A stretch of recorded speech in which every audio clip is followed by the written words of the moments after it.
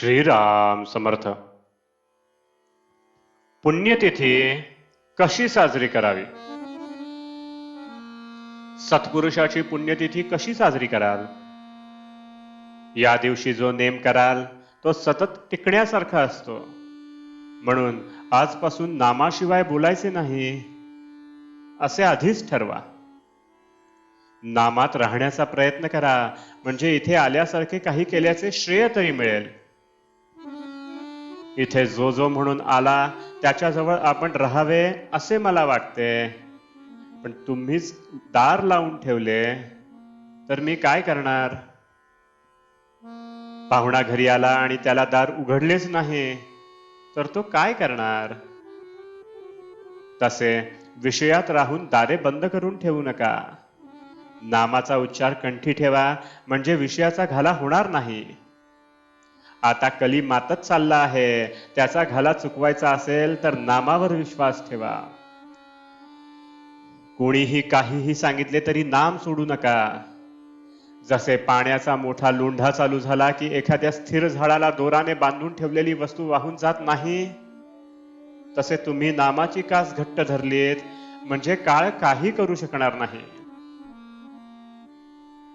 समर्थांनी नामाच्या समासात सांगितले आहे तसे नाम हेच रूप असे समजून नाम घेत चला, म्हणजे रूप दिसेल. भगवंत हा आपल्या आतमध्ये प्रकट व्हायचा असल्यामुळे नामस्मरणाच्या योगाने तो हळूहळू प्रकट होत जाणे हेच खरे हिताचे आणि कायमचे असते. डोक्यावर हात ठेवून चमत्कार होणे, काहीतरी तेज दिसणे, दृष्टांत होणे इत्यादी गोष्टी तात्पुरत्या असतात. एखादा अशक्त हडकुळा मनुष्य लठ्ठ होण्यासाठी अंगाला सूज येऊ दे असे म्हणाला तर ते वेड्यासारखे होईल.